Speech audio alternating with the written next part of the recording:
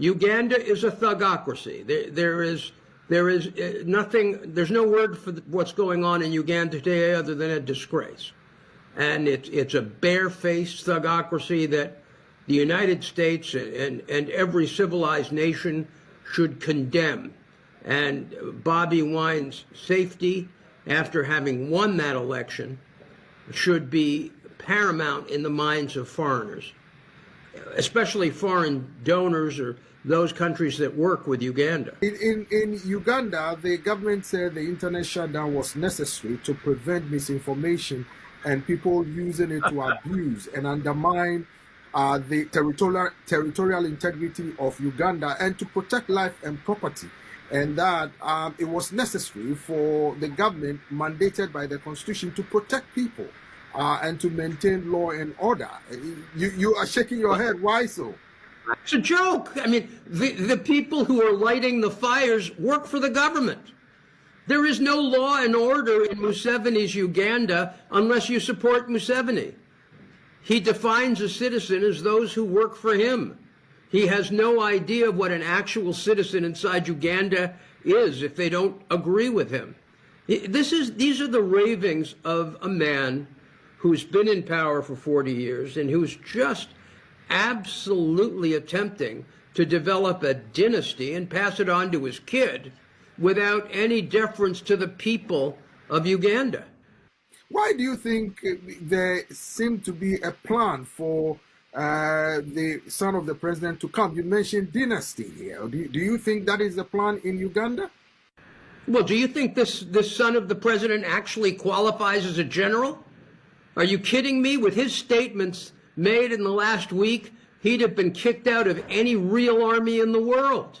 Closing the internet for property rights. Come on. Closing the internet is a violation of all the international treaties that Uganda and Tanzania have signed. It makes them no better than Iran. It puts them right up there with Iran and North Korea and all those other countries that are shameful murderers of their own people. That's what we're seeing in Africa. We are seeing the return of Idi Amin's type of government. That's what we're seeing. And it is incredible to me that anyone in Uganda watching what's going on today, or for that matter in Tanzania, what's going on to me, can be anything other than critical of the governments who deploy tools and resources that are contrary to every international treaty in order to shut down the voice of the people. Well, your law firm, AP Partners, came up with a press release a few moments ago calling on the international community to ensure Bobi Wine's protection. But some of his critics are saying that it's neither here nor there, and it's calculated to tarnish the image of Uganda, both locally and internationally. Well, you know, it's kind of funny. I don't need to tarnish Uganda's image. They do it for themselves and very well. Just look at the statements that have been made by Museveni's son. I mean, just take a look at what he said, and I can quote this purported general. If he doesn't surrender to the police, we will treat him as a rebel and handle him accordingly. Personally, I'm embarrassed by our record. 22 protesters killed in 1 week is too low. I promise to do better. Are you kidding me? Are you seriously trying to suggest anything I or any other human being could say could harm Uganda's reputation more than the rantings of this man? And remember, it is Uganda's obligation under domestic and international law to protect the lives of their citizens. Look at what this man says. He says, I tell you that the NUP will be removed and extinguished from our land like a bad dream. This man has no idea of what rights and obligations he, in his position, is supposed to respect. He is completely lawless. He is an outside the law operator in a uniform that is ill-fitting anyone who has any claim to rule of law or democracy. The Ugandans have only themselves to blame for a terrible reputation in the international community that is not being assisted by their attempting to hunt down the winner of the last election, Mr. Wine. But some analysts in Uganda tell me that the statement or X messages posted by the son of the president does not reflect that of the government, and the government, he does not speak for the government, so it should be ignored. That's a complete joke. If he doesn't, firstly, he's the president's son. Secondly, if the president or the government wants to disclaim this moron, then it's up to them. But they haven't. They've stood by him. It is their obligation. The man wears a uniform. He is, to all intents and purposes, a reflection of the government of Uganda. If they don't like their reflection in the mirror, they should change how they act. And let me tell you, all these analysts you're talking to are in the pay of Museveni, clearly, because when you read the statements this man has made, you have to be kidding me to try to argue that anyone can have any doubt that Uganda is behaving in a completely lawless manner that more befits a rebel militia than allegedly a, quote, government that holds power. It's a shame on Uganda. It's a shame on Africa. The African Union should have intervened already, just like they should have intervened in Tanzania. We have thousands dead in the streets in Tanzania, with the African Union doing nothing. It is a crime against humanity, what happened in Tanzania. And we need, and you know, Bobi Wine has been very cautious to say any protest should be peaceful and within the law. And that needs to be understood. There is no violence, there are no threats coming from Mr. Wine or his political party. All the threats are coming from the son of the president in his ceremonial garb as a general. Is that why your organization or your law firm is calling on the international community to ensure his protection in Uganda? Of course, because we have no assurance within Uganda of any part of the country that operates as part of Museveni's operation of taking real responsibility for their behavior.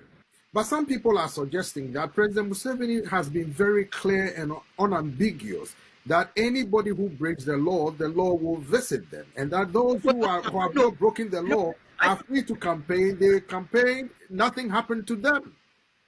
I don't know what you've been looking at in terms of Uganda. The violence in the streets, the constant use of tear gas against peaceful protesters. Where have you been? This has been going on in this election, in the past election. Bobi Wine was tortured to near death years ago. What they did to Mr. Bisigi is outrageous. They continue to persecute everyone with the guts to stand up to this absolutely shameful military regime that should have been rid of 20 years ago or more. But what do you say to some of the critics of the opposition, including Bobi Wine, your clients, that if they know the elections were a sham, if they knew they would be cheated, if they knew the system was rigged against them, why participate in an election in the first place? Because boycotting it will not give it the legitimacy it requires, they argue. Listen, there is no legitimacy either way. What's important is Bobi Wine, just like Tundu Lissu, attempted to operate within the system that legally exists. They obeyed the law. You don't do your party, those people who support you, any justice when you just fail to participate, and then the government claims legitimacy and argues that you're an outlaw by not participating. You can't win by failing to strongly condemn what happened in Uganda. Whenever, by the way, whenever countries fail, I always get a kick out of people who argue, well, don't show up. Well, tell that to the Russians who decided at the United Nations not to vote and allowed their client state of Libya to be destroyed. When you don't show up, you face terrible consequences. Bobi Wine tried to operate within the system. And what has it gotten him? He's being treated like an outlaw, quote, or a rebel, quote, with 22 of his colleagues in the party already dead, and God knows how many more arrested, detained, and tortured. Well, some people are arguing that perhaps what has happened requires an international investigation, perhaps by the International Criminal Court. Others are saying it's just being blown out of proportion. Where do you stand on that? Because you're an international lawyer, you're a human rights defender, you've defended a lot of Africans across the board. Well, I tell you, the International Criminal Court right now, I would hope, given the gravity of the death toll in Tanzania, might operate there. I think right now in Uganda, that one of the terms for their intervention is gravity. And thank God, as of now, we don't have numbers that would require the intervention of the ICC, though it may be appropriate only in that there is no judiciary in Uganda that would ever discipline or give consequences to President Museveni. But you know, you talk about critics and this and that. Very few people publicly lend their names to supporting Museveni when it comes to supporting statements like that of the general that he's only killed 22 and he's sad about it. I mean, these are indefensible comments. And they, you know, I have been in Africa since I was a boy. My first trip in Africa was 50 years ago in Nigeria. And we all expected so much more for the development of the continent. And what we've seen in East Africa is a terrible tragedy. When you look to the great lions of the period that saw independence, you see these great heroes, and then you look at what we're dealing with now in East Africa. It's just a terrible, terrible shame. Now, in Tanzania, the internet was shut down for days. In Uganda, it was the same. But some people are saying the circumstances are different because in Uganda, the government said the response to violence unleashed by the youths or the Gen Zs to go after people's property was such that they had to respond. And the president said the response of the security agencies or the pushback by the security agencies was proportionate to the violence unleashed by the youths. It's a joke. I mean, have you watched the violence unleashed by the thugs of Museveni at every campaign stop of Bobi Wine? It's been incredible to watch. And fortunately, there are movies, there are videos of all of the government's misconduct. We have it all on film. So the government is the violent player that has put Uganda in this terrible position.